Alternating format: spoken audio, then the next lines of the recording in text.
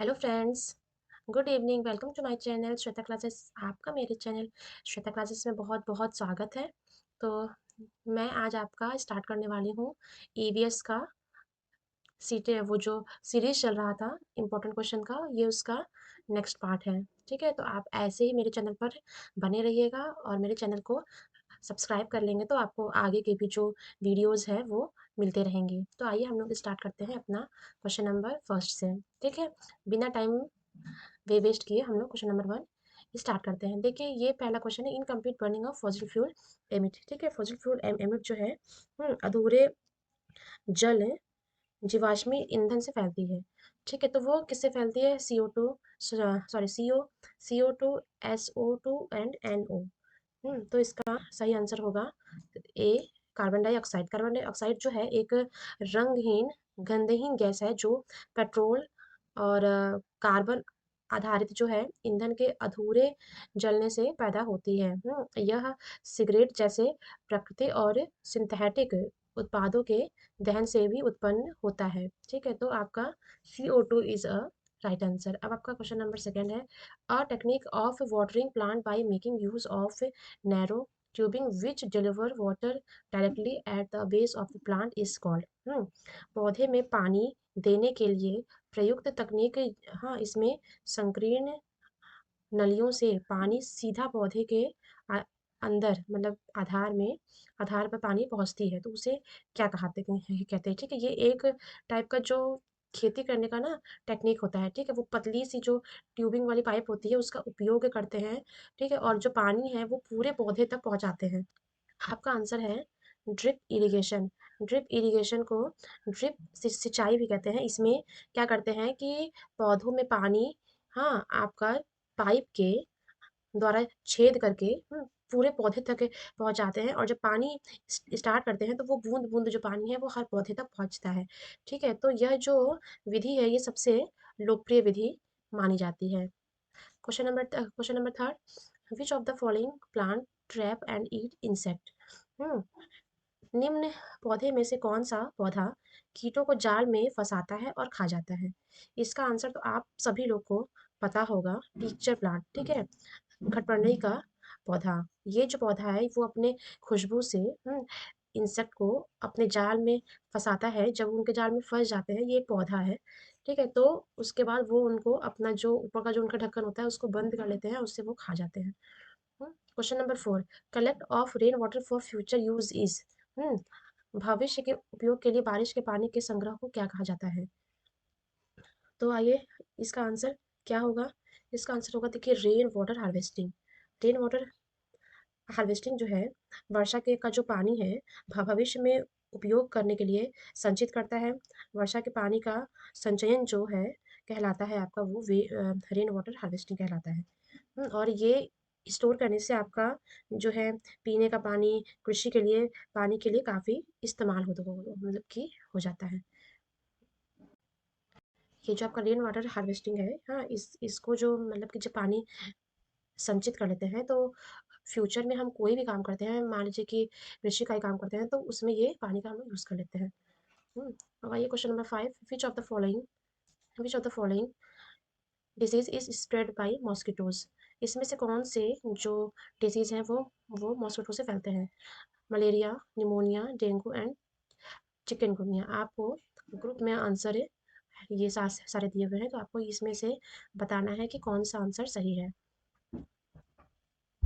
तो इसका जो आंसर है आपका आंसर नंबर सी है।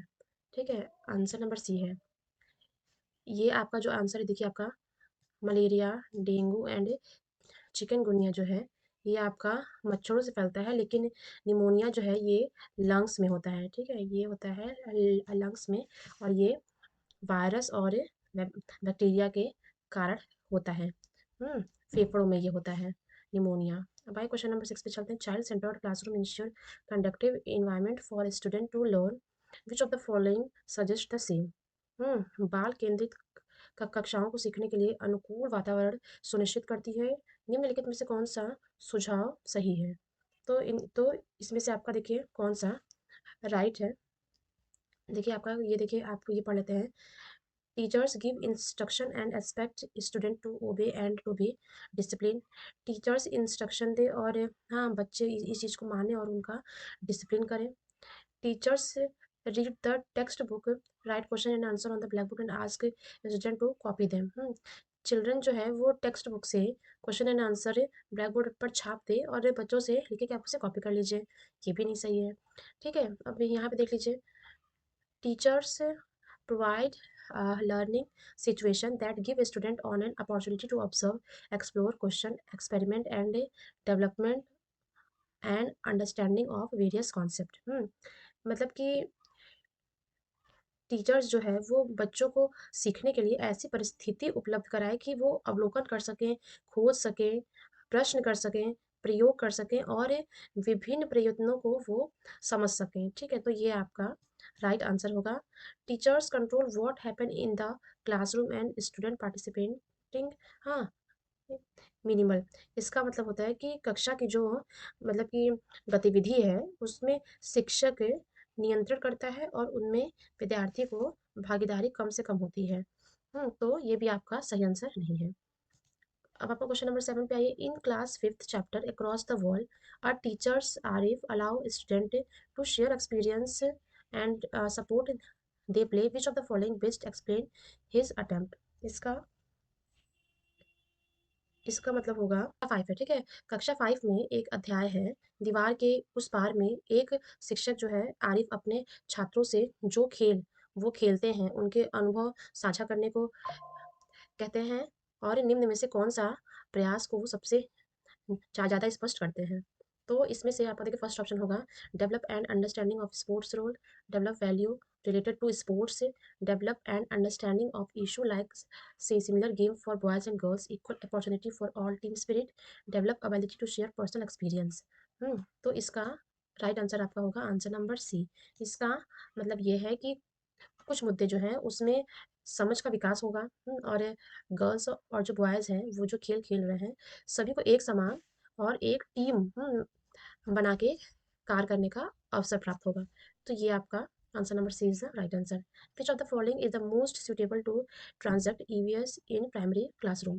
ठीक है, ईवीएस पढ़ाने के लिए कक्षा 5 में कौन सा ईवीएस पढ़ाने के लिए सिर्फ प्राइमरी में तो आपका सबसे हैप्पी क्लासरूम कौन सा होगा, सबसे अच्छा क्लासरूम कौन सा होगा सबसे, तो आपका इसका होगा आंसर नंबर आपका ये रुक एक मिनट, आपका answer number C is the right answer, inquiry based teaching. ठीक है, जो बच्चे हैं जब वो क्वेश्चन करेंगे तो उनके अंदर जिज्ञासा होगी कि ये चीज़ कैसे होता है, तो थोड़ा सा उसमें क्या है कि बच्चों को इंटरेस्ट भी आता है और उससे बच्चों का जो विकास है वो बढ़ता है, उन्हें नॉलेज होती है। तो आपका inquiry based teaching is the very suitable for primary classroom.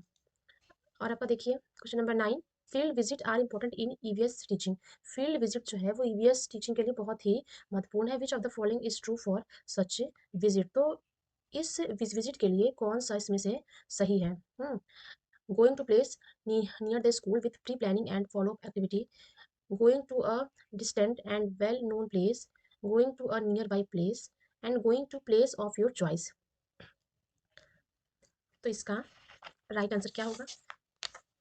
इसका राइट आंसर है आपका आंसर नंबर ए। मतलब कि इसमें है कि हम कुछ भी चीज़ अगर हमें फील्ड विजिट करना है तो हम वहाँ के सिर्फ प्लेस के बारे में जानने से या वहाँ के बारे में किसी से पढ़ लें या सुन लें या अपने पसंद का प्लेस वो कर लें तो उससे कोई फ़ायदा नहीं है। वहाँ के बारे में हमें तभी अच्छे से मालूम पड़ेगा जब हम प्री प्लान करके स्कूल से उस जगह पहुँचते हैं और वहाँ पे कोई एक्टिविटी करते हैं, तो इससे हमारा विकास, इससे बच्चों का विकास अधिक होता है।